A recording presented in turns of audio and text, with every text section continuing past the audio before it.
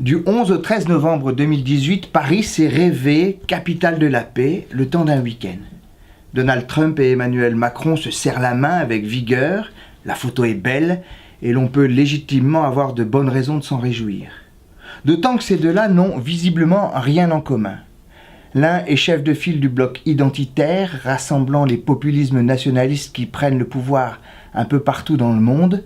L'autre se pose en leader des adeptes du multilatéralisme d'un monde globalisé et multiculturel. Comme naguère les blocs communistes et capitalistes, ils portent l'un et l'autre deux visions du monde totalement irréconciliables et qui pourtant ne peuvent ni se convertir, ni se subvertir, ni se détruire.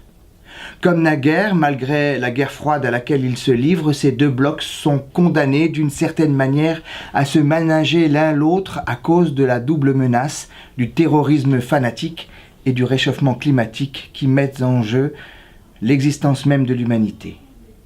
Comme aux heures les plus folles de la menace nucléaire, un destin commun les contraint, telle une fatalité sans aucune certitude, à prendre soin de la survie de l'autre, comme condition même de sa propre survie, pour qu'au moins l'aventure humaine puisse continuer.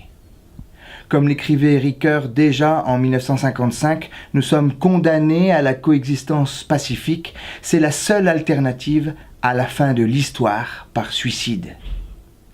Mais aujourd'hui comme naguère, ne sommes-nous pas menacés par ce qu'il faut bien appeler une fausse paix ? Devons-nous nous résigner à ce partage du monde en deux blocs séparés par ces murs de la honte qui s'érigent un peu partout?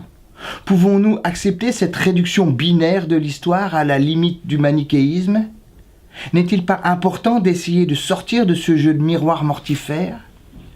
Aujourd'hui, plus que jamais, nous avons besoin de forces intermédiaires, de non-affiliés qui prennent sur eux de jeter des ponts. Se pourrait-il que les chrétiens aient un rôle à jouer puisque nous avons des adeptes dans les deux camps?